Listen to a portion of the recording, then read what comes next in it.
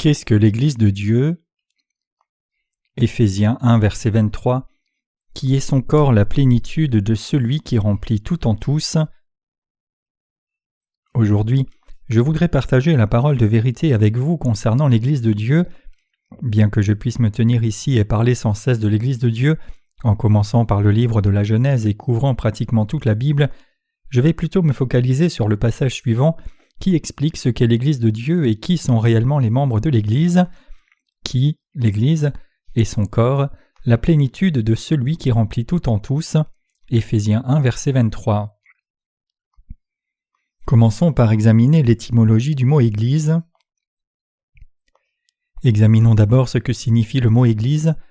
Les racines étymologiques du mot Église remontent au mot grec qui signifie appartenant au Seigneur. Comme le mot signifie maître ou seigneur, ce mot grec indique ceux qui appartiennent au Seigneur. Le mot Église est une assemblée qui lui est dévouée. Dans l'Ancien Testament, le mot hébreu est utilisé pour désigner l'Église. En grec, le mot Église s'écrit généralement ecclésia.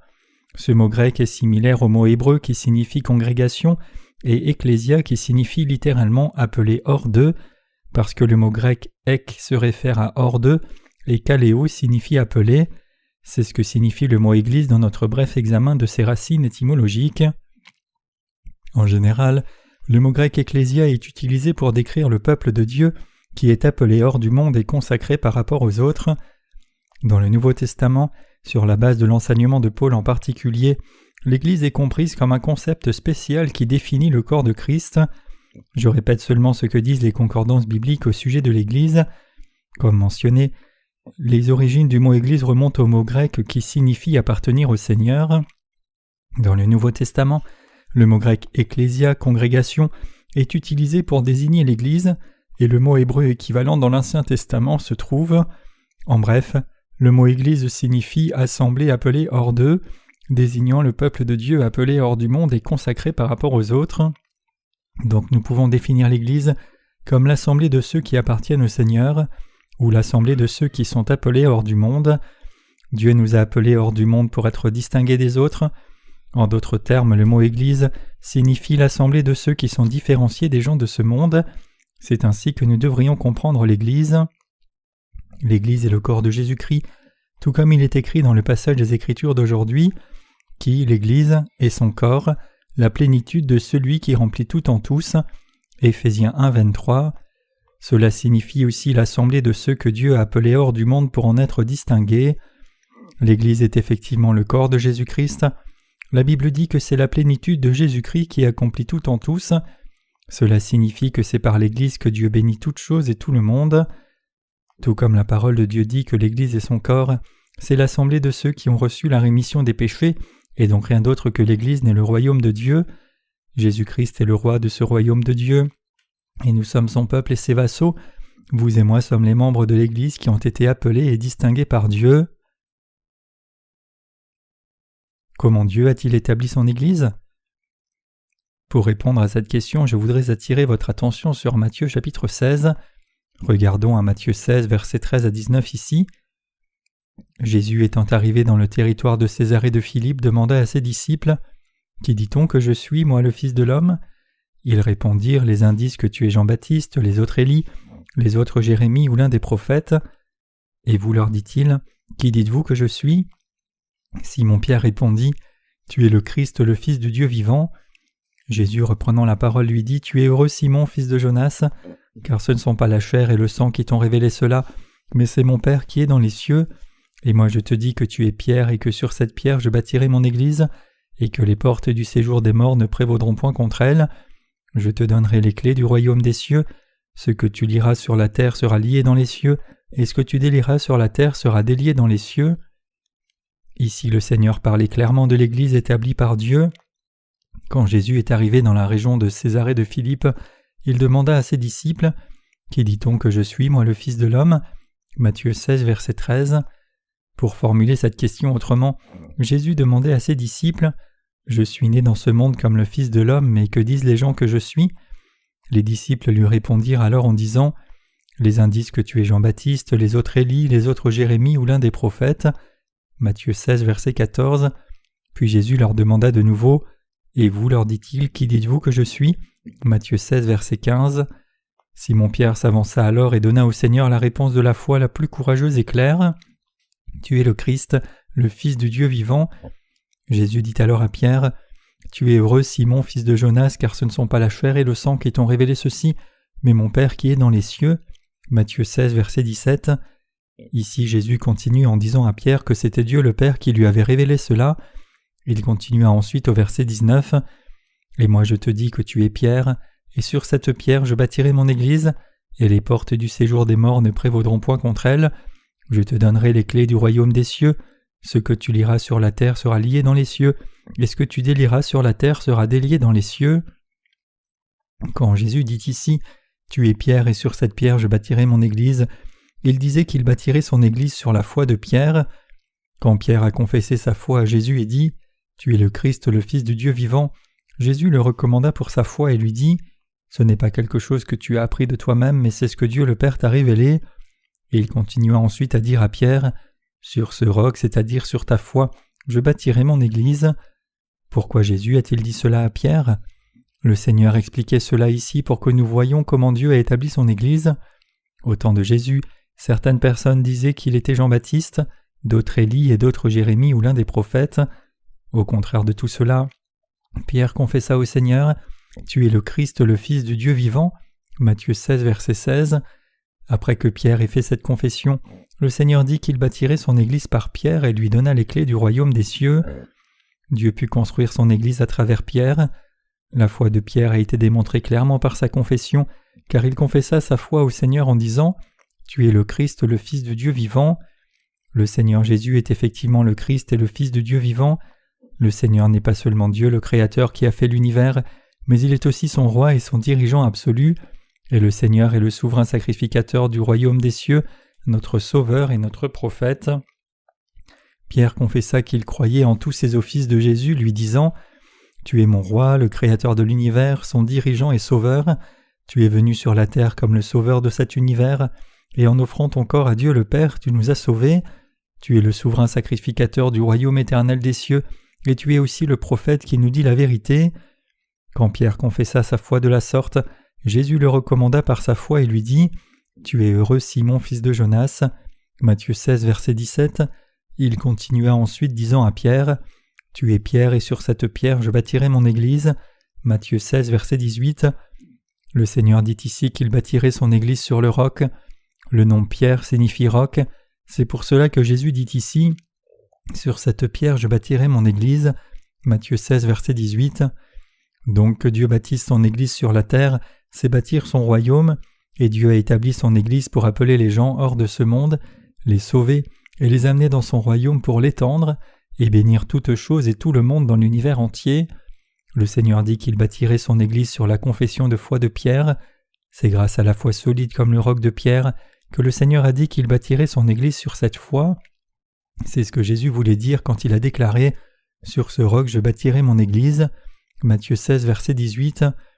Jésus dit aussi à Pierre « Je te donnerai les clés du royaume des cieux. Ce que tu lieras sur la terre sera lié dans les cieux, et ce que tu délieras sur la terre sera délié dans les cieux. » Matthieu 16, verset 18 à 19. Et ici, dans le passage des Écritures d'aujourd'hui, il est écrit que l'Église est son corps, la plénitude de celui qui remplit tout en tous. Éphésiens 1, verset 23. Mis ensemble, ces versets signifient que Dieu forme son Église par ceux qui ont la même foi que Pierre, et Dieu bénit toutes choses et tout le monde dans l'univers entier par son royaume. C'est sur la foi de ceux qui croient en Jésus-Christ le Sauveur que Dieu bâtit son Église. Quand le Seigneur dit à Pierre « Et moi je te dis que tu es Pierre, et que sur cette pierre je bâtirai mon Église, et que les portes du séjour des morts ne prévaudront point contre elle, je te donnerai les clés du royaume des cieux, ce que tu lieras sur terre sera lié dans les cieux, et ce que tu délieras sur la terre sera délié dans les cieux. » Matthieu 16, versets 18 à 19. Les clés du royaume des cieux ici ne se réfèrent à rien d'autre qu'à la foi de Pierre. Pierre a confessé sa foi en disant au Seigneur « Tu es le Christ, le Fils du Dieu vivant », et c'est cette foi que l'Église de Dieu prêche. En d'autres termes, par l'Église de Dieu, les gens peuvent entendre et croire de tout cœur que le Seigneur est le Christ, le Créateur de l'univers, le Roi, le Sauveur, le souverain sacrificateur et le prophète, et quand nous croyons que le Seigneur est le Fils de Dieu, notre Sauveur, notre Maître et notre propre Dieu, il bâtit son Église sur cette foi que nous avons. De plus, non seulement le Seigneur bâtit l'Église sur notre foi, mais il a aussi rendu impossible qu'aucune puissance ne prévale sur l'Église. Jésus a dit qu'aucune puissance de Satan sur cette terre ne pourrait vaincre l'Église. Dieu a rendu impossible que quelqu'un ne prévale sur l'autorité de son Église. Le Seigneur lui-même a montré clairement qu'absolument rien ne peut prévaloir sur l'Église de Dieu.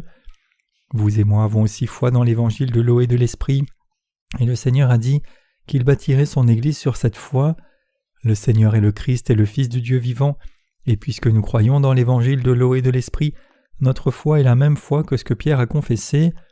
Dieu dit qu'il bâtit son Église par ses croyants, et il remplit tout en tous par cette Église le royaume de Dieu. Cela signifie que tout le monde est béni par l'Église de Dieu.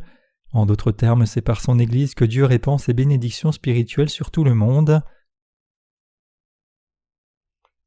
Rien ne peut prévaloir sur l'autorité de l'Église de Dieu.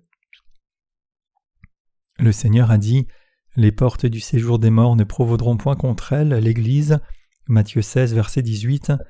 Donc personne ne peut prévaloir sur la foi d'une personne juste qui est devenue membre de l'Église. Aucune répression ni persécution non plus venant des portes de l'Hadès ne peut vaincre la foi des justes. Même si les justes sont mis à mort, leur foi dans la justice de Dieu ne peut pas être vaincue. C'est parce que le Seigneur est la tête de l'Église et nous les justes sommes son corps. Le Seigneur n'a-t-il pas vaincu la mort en ressuscitant d'entre les morts ? Effectivement, le Seigneur a non seulement vaincu les mauvais plans du diable, mais il a aussi effacé tous les péchés de tout le monde et a pris la condamnation du péché de la race humaine entière, et donc ceux d'entre nous qui croient dans cette vérité ne peuvent pas être mis en défaite par les méchants. Qu'est-ce que l'Église de Dieu alors ? C'est le royaume de Dieu. C'est pour cela que Jésus a dit que les portes de l'Hadès ne pourront pas prévaloir sur l'Église de Dieu, et c'est aussi pour cela que le Seigneur a dit à Pierre « Je te donnerai les clés du royaume des cieux, et ce que tu liras sur la terre sera lié dans les cieux, et ce que tu délieras sur la terre sera délié dans les cieux. » Matthieu 16, verset 19. Donc personne ne peut vaincre l'assemblée de ceux qui appartiennent au Seigneur, ceux que le Seigneur a appelés hors du monde pour leur faire rencontrer Dieu et les amener à demeurer dans son Église. Absolument aucune puissance de ce monde, ni aucune autorité politique, ni aucune loi, ni aucune éthique, ni aucune religion, ni aucune force ne peut prévaloir sur l'Église. Le Seigneur a donné les clés du royaume des cieux à ceux dont la foi est comme la foi de Pierre, tout comme il dit ici « Je te donnerai les clés du royaume des cieux, et ce que tu liras sur la terre sera lié dans les cieux, et ce que tu délieras sur la terre sera délié dans les cieux. » Matthieu 16, verset 19. En d'autres termes, ceux qui ont la foi du roc, le Seigneur leur a donné les clés pour entrer dans le royaume de Dieu. Donc l'Église de Dieu est l'assemblée de ceux qui ont ces clés pour entrer dans le royaume des cieux. Aujourd'hui, alors que nous croyons dans l'évangile de l'eau et de l'esprit, nous avons les clés du royaume des cieux et la puissance d'amener d'autres personnes dans ce royaume. Donc tout ce que l'Église de Dieu, ses serviteurs et les saints lient sur cette terre sera aussi lié dans le royaume des cieux. Tout ce que l'Église lie est lié dans le ciel aussi, et tout ce que l'Église délie est délié dans le ciel aussi. C'est la puissance que Dieu a donnée à son Église. Nous sommes tous reconnaissants pour cette puissance, qui est à la fois majestueuse et effrayante en même temps.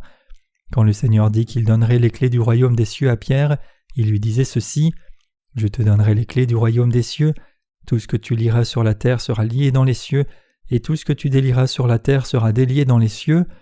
Prêche cette foi que tu viens de me confesser maintenant, tu es le Christ, le Fils du Dieu vivant. Répands l'évangile de l'eau et de l'esprit dans lequel tu crois. Quiconque écoute tes paroles et croit dans ce véritable évangile sera sauvé pour entrer dans le royaume des cieux, mais quiconque n'accepte pas tes paroles et refuse de croire dans ce véritable évangile n'entrera pas dans le royaume des cieux. L'autorité de l'Église est donc excessivement grande. Cependant, même si le peuple de Dieu a une autorité si merveilleuse, beaucoup de gens sont si ignorants qu'ils persécutent souvent les saints. Mais ils devraient faire attention de ne pas attirer les calamités sur eux. Par exemple, quand l'église de Pochéon essayait de répandre l'évangile de l'eau et de l'esprit dans cette ville, il y a des gens qui tournaient autour de l'église et la dénonçaient. Apparemment, cela s'est fait par des gens qui avaient quitté l'église, mais j'ai entendu ensuite que l'une des personnes dans ce groupe avait vu sa maison brûler, qu'un autre était devenu fou, et qu'un autre encore avait eu un accident de la route. C'est ce qui leur est réellement arrivé. Bien sûr, nous ne souhaitons pas que ces choses leur arrivent, mais ils ont demandé la punition de Dieu en s'opposant à son Église. Même si l'Église de Dieu leur avait prêché l'évangile de l'eau et de l'esprit, prié pour eux et avait pris soin d'eux, ils détestaient l'Église de Dieu et la dénonçaient ouvertement. Ils ne détestaient pas seulement l'Église, mais il répandait aussi des rumeurs fausses pour salir l'Église, et ces gens ont tous été frappés par de malheureuses tragédies. Cela ne s'est pas passé parce que nous l'aurions souhaité pour eux, loin de là. Cela est arrivé parce que Dieu avait dit qu'il punirait ceux qui dénigreraient son Église, et nous sommes témoins de l'accomplissement de cette parole. Notre Église à Séoul est située au 3e étage d'un bâtiment, et il y a une boulangerie au rez-de-chaussée. J'ai entendu que certains de nos ministres appelaient cette boulangerie la boulangerie de Jézabel. Comme la plupart de vous devez le savoir, Jézabel était la femme du roi Akab qui s'était opposée au peuple de Dieu et adorait les idoles. Vous pouvez donc imaginer comment le gérant de cette boulangerie devait s'opposer à l'Église pour que nos ministres l'appellent la boulangerie de Jézabel. La propriétaire de la boulangerie était tellement étroite d'esprit et avait si peu de respect pour l'Église qu'elle faisait tout son possible pour nous nuire, même se plaindre au sujet du parking en refusant de le partager avec nous. Savez-vous ce qui est arrivé à cette boulangerie ? Elle a fait banqueroute et la propriétaire dut tout abandonner. Si le passé apporte une leçon, c'est que l'on ne devrait pas s'opposer à l'Église, car même si tous ceux qui ont uni leur vie avec l'Église ont été bénis encore davantage avec le temps qui passe, tous ceux qui ont haï et se sont opposés à l'Église sans raison ont été ruinés. Dieu a frappé ces gens. Cela nous montre clairement que personne ne peut prévaloir sur la puissance de l'Église. La puissance de l'Église de Dieu est excessivement grande. Jésus dit « Ce que vous lirez sur la terre sera lié dans les cieux, et ce que vous délirez sur la terre sera délié dans les cieux. » Matthieu 16, verset 19. Ce passage signifie que quiconque croit de tout cœur en l'Évangile prêché par l'Église de Dieu peut être sauvé pour entrer au ciel. L'Église de Dieu prêche l'Évangile de l'eau et de l'Esprit à tout le monde. Quiconque écoute cet Évangile et y croit peut recevoir la rémission des péchés, mais quiconque ne croit pas en cet authentique Évangile prêché par l'Église de Dieu ne peut pas recevoir la rémission de ses péchés. Donc c'est l'Église qui détermine si quelqu'un est sauvé de ses péchés ou non. Si l'Église dit à certaines personnes qu'elles ne sont pas encore sauvées et qu'elles sont toujours destinées à l'enfer, alors elles finiront certainement en enfer. Quiconque est maudit par l'Église n'a d'autre choix que d'être maudit. C'est parce que le Seigneur a dit qu'il ne bâtirait pas seulement son Église sur le roc de la foi de Pierre, mais qu'il donnerait aussi une autorité invincible à l'Église de Dieu. Il est écrit en 1 Pierre 3, 21 « Cette eau était une figure du baptême, qui n'est pas la purification des souillures du corps, mais l'engagement d'une bonne conscience envers Dieu, et qui maintenant vous sauve vous aussi par la résurrection de Jésus-Christ. Cela signifie que Dieu acceptera au ciel tous ceux qui écoutent et croient dans l'évangile de l'eau et de l'esprit qui a été prêché par Pierre, leur donnera la vie éternelle et fera d'eux les membres de son Église. En d'autres termes, quiconque croit dans l'évangile de l'eau et de l'esprit appartient au Seigneur, et tous ces gens recevront toutes les bénédictions célestes du Seigneur. Par contre, si quelqu'un ne croit pas dans cet évangile de l'eau et de l'esprit qui a été prêché par Pierre, à cause de son incrédulité, il sera condamné pour les péchés qui restent encore dans son cœur. De plus, ces gens ne peuvent pas recevoir de bénédiction du ciel. Le fait que la puissance de l'Église de Dieu soit grande signifie qu'elle remplit tout en tous. Le Seigneur a dit que l'Église de Dieu est la plénitude de celui qui remplit tout en tous. Cela ne signifie pas seulement que Dieu est partout, mais cela signifie qu'en prêchant l'évangile de l'eau et de l'esprit à toute personne dans ce monde qui s'est éloigné de Dieu à cause du péché, l'Église permet à chacun de recevoir la rémission de ses péchés et de naître de nouveau, renouvelant ainsi le corps et l'esprit et bénissant tout le monde. C'est pour cela que Jésus dit que ce monde est béni par Dieu grâce à l'évangile de l'eau et de l'esprit qui est prêché par son Église et par ses bénédictions. Ainsi, par Pierre, nous pouvons réaliser sur quel genre de foi l'Église de Dieu a été bâtie. Quand le Seigneur dit à Pierre « Sur cette pierre je bâtirai mon Église » Matthieu 16, verset 18, il dit qu'il bâtirait l'Église de Dieu sur la foi de Pierre. Cela signifie que Dieu bâtit son Église sur la foi que vous et moi avons dans l'évangile de l'eau et de l'esprit, et Dieu prêche l'évangile aux gens de ce monde par vous et moi, qui sommes maintenant devenus membres de l'Église, et Dieu les bénit à travers son Église. Donc c'est par l'Église de Dieu que ce monde et l'univers entier est béni. Par quelle institution Dieu agit-il sur cette terre ? Quelle institution amène les bénédictions de Dieu sur cette terre ? Ce n'est autre que l'Église de Dieu, c'est la vérité absolue et qui ne changera jamais. Ici, dans le livre des Éphésiens, l'apôtre Paul parle principalement de l'Église de Dieu. Quelque part dans le livre des Galates, il parle de la fausse foi et il décrit l'erreur dans la circoncision physique et la vérité de l'évangile de l'eau et de l'esprit. La pratique de la circoncision de l'Ancien Testament a changé aujourd'hui en des prières de repentance, et l'apôtre Paul enseigne combien c'était erroné, et comment cela avait éloigné tant de chrétiens de l'Église de Dieu et du véritable Évangile. L'apôtre Paul nous dit de demeurer fermement dans l'Évangile de l'eau et de l'Esprit auquel il croyait. Et ici dans le livre des Éphésiens, il parle de l'Église de Dieu, nous enseignant qu'avant même la fondation du monde, Dieu nous avait choisis et prédestinés en Christ pour nous sauver, pour rassembler toutes choses qui sont dans les cieux et sur la terre. L'apôtre Paul dit que Dieu le Père a fait de nous ses enfants en Jésus-Christ par l'Évangile de l'eau et de l'Esprit, et qu'il a bâti son Église sur cette foi authentique que nous avons. Cela signifie que quiconque croit dans l'Évangile de l'eau et de l'Esprit appartient à Dieu, à Christ et à l'Église.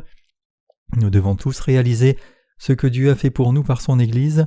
Nous devons réaliser clairement que Dieu agit par son Église, et nous devons saisir ici que chaque bénédiction vient par l'Église de Dieu, et que la volonté de Dieu est aussi accomplie à travers son Église.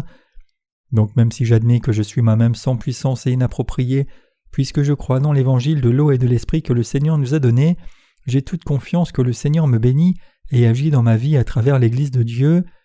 Dieu a amené son Église à soutenir le ministère de l'Évangile de l'eau et de l'Esprit, et il a fait de nous les croyants ses ouvriers pour prêcher cet Évangile du salut dans le monde entier.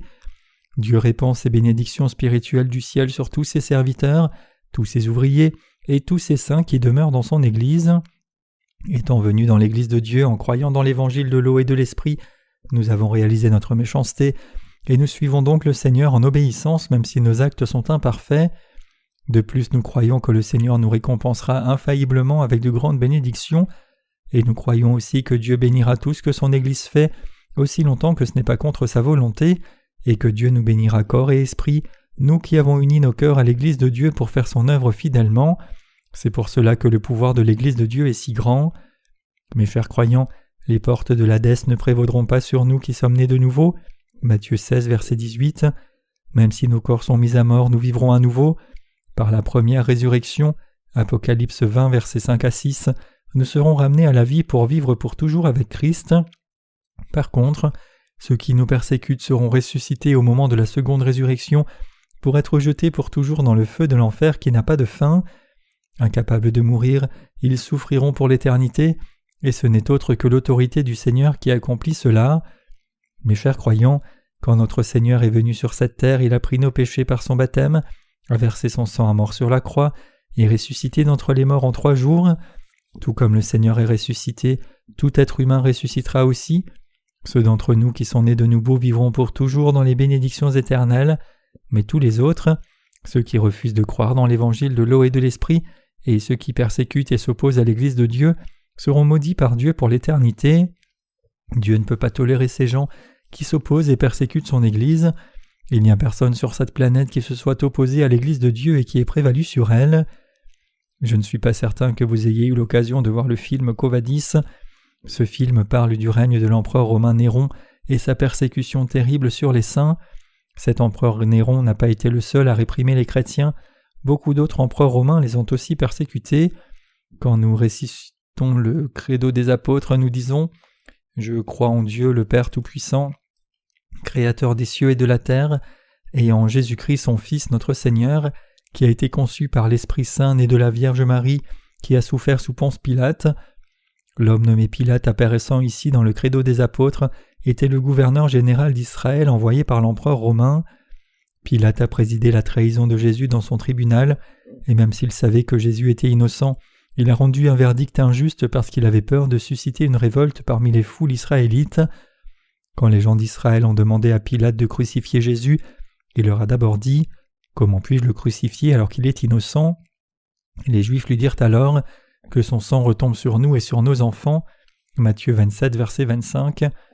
Donc Pilate accéda à la demande des Israélites et condamna Jésus à mort. Mais que s'est-il passé pour tous ceux qui ont persécuté Jésus et les saints ? Les Juifs qui ont persécuté Jésus comme cela ont tous été maudits pour souffrir pendant les générations à venir, tout comme les empereurs romains qui ont persécuté les chrétiens ont aussi été maudits. C'est un fait historique qui s'est réellement produit dans l'Église de Dieu. C'est pour cela que Jésus a dit que les portes de l'Hadès ne prévaudraient pas contre l'Église de Dieu. Les gens du monde s'opposent à l'Église de Dieu seulement parce qu'ils ne connaissent pas sa puissance. S'ils reconnaissaient toute l'étendue de sa puissance, ils ne se seraient jamais opposés à l'Église de Dieu. Jésus dit à Pierre « Sur ce roc je bâtirai mon Église » Matthieu 16, verset 18. Par là, Jésus voulait dire qu'il bâtirait son Église sur la foi solide comme le roc de Pierre. Pierre a confessé au Seigneur « Tu es le Christ » Matthieu 16, verset 16, et cette confession signifie que Pierre croyait dans le Seigneur comme le créateur de cet univers, et il croyait aussi que Jésus-Christ était le roi, le souverain sacrificateur et le prophète. Le Seigneur était venu sur la terre avec ses 3 offices, et par la vérité de l'eau et de l'esprit, il nous a sauvés des péchés du monde et a accompli notre salut. Jésus-Christ est notre Sauveur, notre Maître, et Dieu notre berger qui nous a délivrés des péchés du monde. Nous croyons tous que le Seigneur est notre Sauveur, et c'est sur cette foi que Dieu a bâti son Église et son royaume. Dieu dit qu'il bâtirait son Église en assemblant tous ceux qui appartiennent au Seigneur et répandrait l'Évangile dans le monde entier à travers cette Église de Dieu. C'est sur cette foi que l'Église de Dieu a été bâtie. Quelle puissance l'Église de Dieu a-t-elle donc ? La puissance de l'Église de Dieu est excessivement grande, sur la terre et au ciel, et dans ce monde présent comme dans le monde à venir aussi. Nous devons tous réaliser cela et y croire. Bien sûr, je ne dis pas que nous les croyants avons une telle puissance matérielle, je ne dis pas non plus que nous devrions la rechercher, mais mon point de vue c'est que l'Église de Dieu a le pouvoir d'accomplir tout en tous. Puisque le Seigneur lui-même est la tête de l'Église, son maître et son roi, et qu'il a cette puissance, il bénit ceux qui obéissent aux instructions de l'Église et punit ceux qui n'obéissent pas. Ce que vous devriez tous réaliser ici sans exception, c'est que tout ce que l'Église de Dieu lit sur la terre sera lié dans le ciel, et tout ce qu'elle délie sur la terre sera délié dans le ciel. Où se trouve cette autorité ? Elle ne se trouve nulle part ailleurs que dans l'Église de Dieu. Le Seigneur avait l'Église de Dieu à l'esprit quand il parlait de cette puissance. Il parlait de vous et moi qui sommes devenus membres de l'Église de Dieu par la foi. Cependant, si vous manquez d'unir votre cœur à l'Église de Dieu pour accepter ses décisions, traînez à accomplir ses buts et refusez d'associer vos efforts, alors vous ne pouvez pas recevoir les bénédictions de Dieu. Réalisant l'autorité de l'Église de Dieu, vous devez vivre par la foi à partir de maintenant. Pensez-vous que l'Église de Dieu est juste gentille ? Bien que vous puissiez penser que l'Église de Dieu soit très bonne et gentille, sa puissance est bien plus grande que n'importe quelle autre. L'Église de Dieu est le corps de Jésus-Christ. Si vous croyez dans l'évangile de l'eau et de l'esprit prêché par l'Église de Dieu, unissez votre cœur à ses efforts et priez avec l'Église, alors vous serez bénis par Dieu et changés en son instrument de justice. Cependant, si vous méprisez l'Église de Dieu, vous serez maudits corps et esprit. Ce n'est pas parce que nous voulons que quelqu'un soit maudit que cela arrive. Loin de là, nous voulons que ces gens se repentent et soient sauvés de leurs péchés. Cependant, s'ils refusent de se détourner et continuent à s'opposer à Dieu, ils seront maudits par lui. Donc je vous exhorte tous à réaliser clairement quel genre d'institution est l'Église de Dieu. Dieu a bâti son Église et son royaume sur ceux qui ont la même foi que la foi de Pierre. Dieu a établi l'Église en rassemblant ceux qui sont devenus son peuple par la foi, et il les a fait prêcher l'Évangile par cette Église de Dieu. Donc alors que nous sommes devenus membres de l'Église de Dieu, et que nous croyons tous en l'Évangile, nous devons unir nos cœurs à l'œuvre de Dieu et servir le Seigneur ensemble avec l'Église.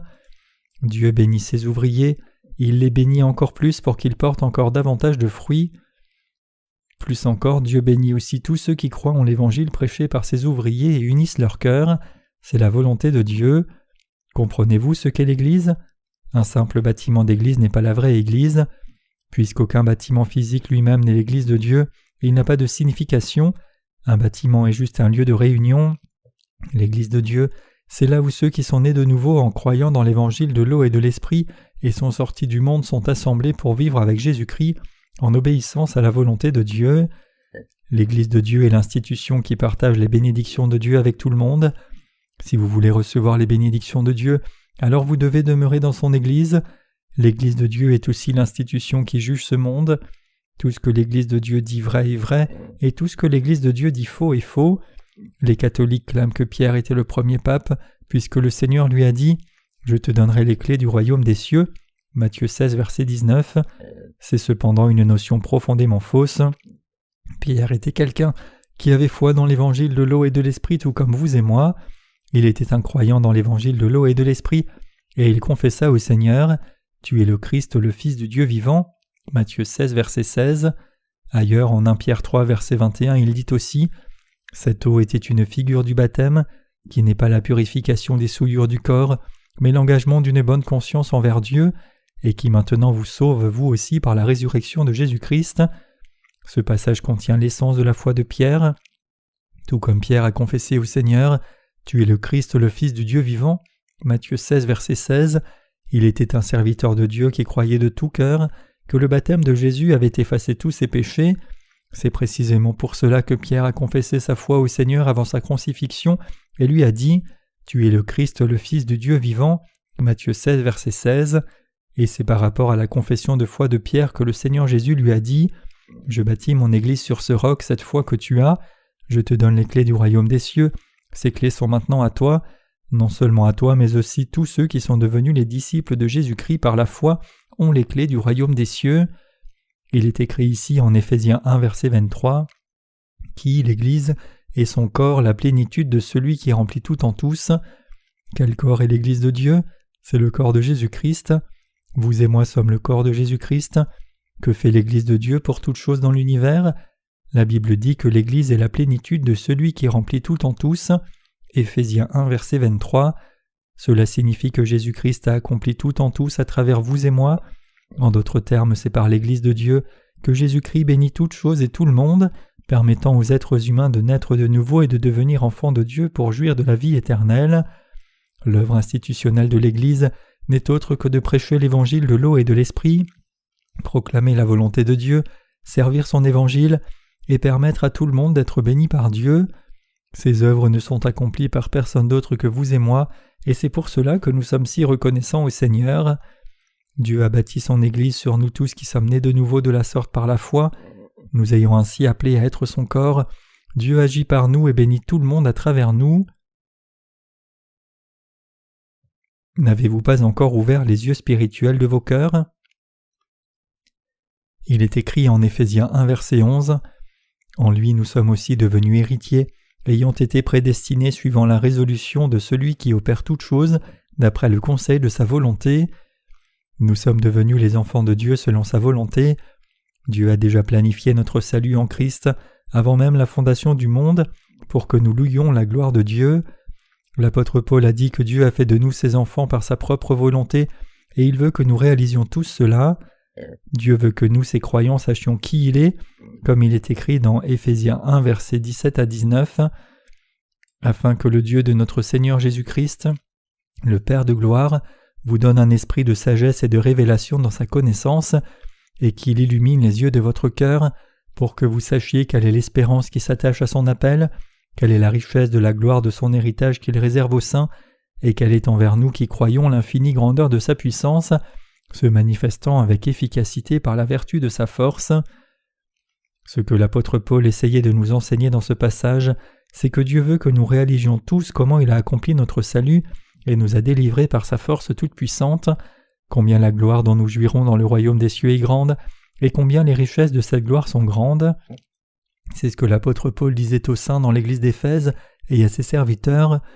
Paul dit aussi que la force toute-puissance de Dieu le Père agissait en Christ lorsqu'il l'a ressuscité d'entre les morts et l'a fait asseoir à sa droite. Dieu le Père a donné tout pouvoir et toute autorité à son Fils pour régner sur toute domination et être non seulement au-dessus de ce monde, mais aussi de toutes choses à venir. Dieu le Père a donné cette puissance et cette autorité à Jésus-Christ. De plus, le Seigneur a accompli le salut de la race humaine selon la volonté de Dieu. Jésus-Christ nous a sauvés et a fait de nous les enfants de Dieu selon la volonté du Père, et il nous a glorifiés, nous tous qui croyons en Christ. C'est pour cela que l'apôtre Paul nous enseigne. Le Seigneur dit qu'il a rempli tout en tous, et il veut que nous le réalisions. Nous devrions donc tous réaliser combien notre salut est grand et combien nous avons été sauvés parfaitement. Ayant établi son Église, Dieu travaille avec chacun de ses membres. Tous les domaines des cieux et de la terre créés par Dieu lui obéissent. Bien que certains anges se soient révoltés contre Dieu en désobéissance, Jésus-Christ a fait maintenant fléchir toutes choses devant Dieu le Père, le Fils et le Saint-Esprit en soumission, car il est venu sur la terre et a fait de nous les enfants de Dieu. Et Dieu a fait de Jésus-Christ la tête de l'Église au-dessus de toutes choses, disant que l'Église est son corps, la plénitude de celui qui remplit tout en tous. Éphésiens 1, verset 23. Comme Dieu a placé son Église dans ce monde, il agit et règne par cette Église. Cela signifie que Dieu nous a donné une assemblée où il peut agir. C'est ce que Dieu nous dit à travers la Bible. Dieu nous a donné son Église, et cette Église est le lieu où Dieu nous a appelés pour nous sauver du péché, devenir ses enfants et demeurer avec lui. En établissant son Église et faisant de Jésus-Christ sa tête, Dieu nous a permis de vivre sous la direction du Seigneur. Comme la plupart des pays de nos jours ont un type de gouvernement local, le gouvernement local existait aussi dans l'Empire romain. En d'autres termes, quand Rome conquérait une nation, elle établissait souvent un organisme administratif semi-autonome pour régner sur la population de la nation conquise. En ce temps-là, les citoyens de Rome avaient beaucoup de privilèges et de droits. La citoyenneté romaine en elle-même leur donnait d'énormes privilèges.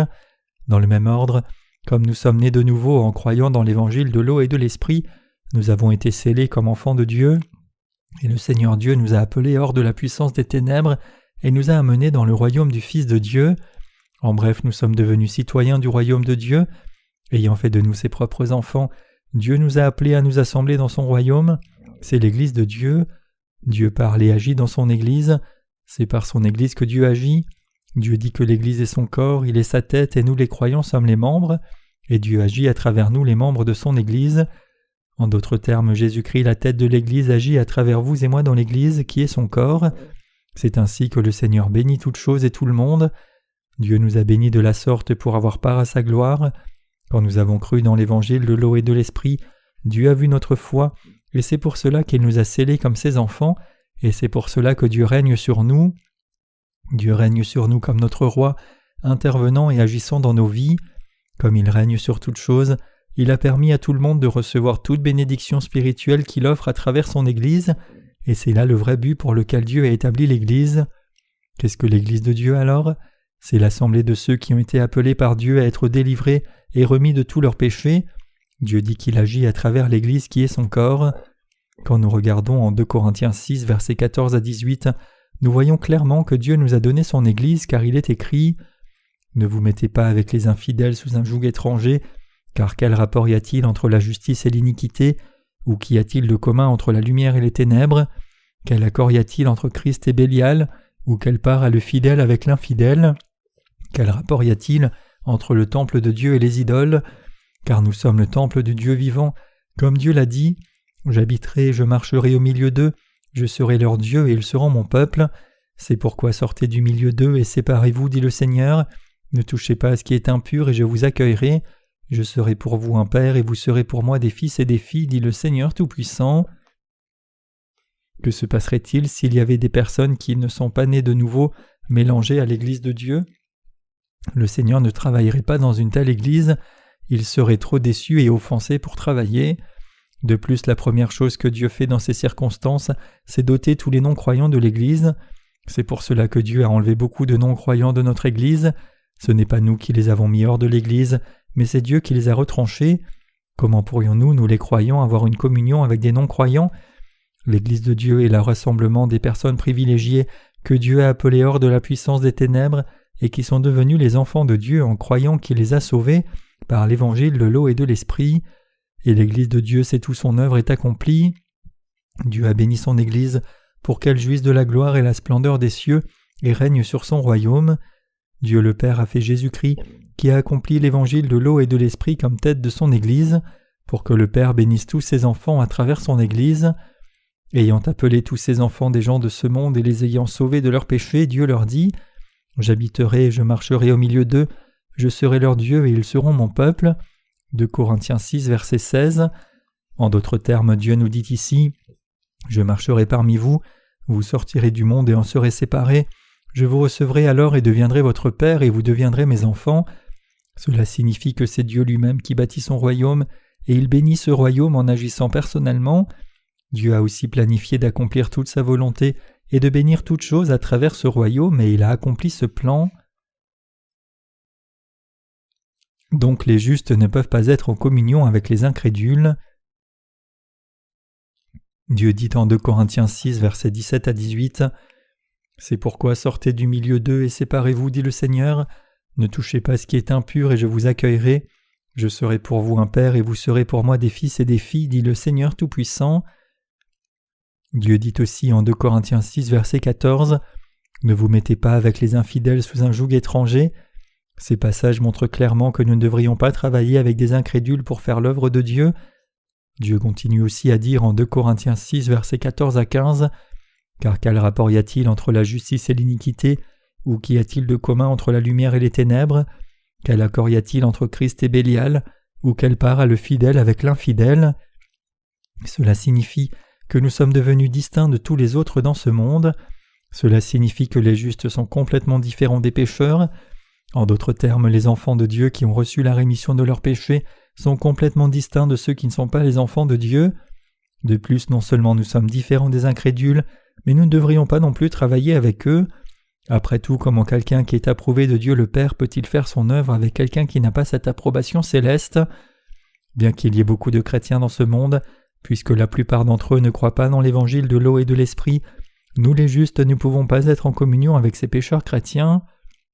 Même si certains d'entre eux comprennent l'évangile de l'eau et de l'esprit, ils ne croient pas dans cet évangile de tout leur cœur, et donc nous ne pouvons pas nous donner la main ni travailler avec ces gens. Pourquoi devons-nous faire cela? C'est pour obéir à la volonté du Seigneur.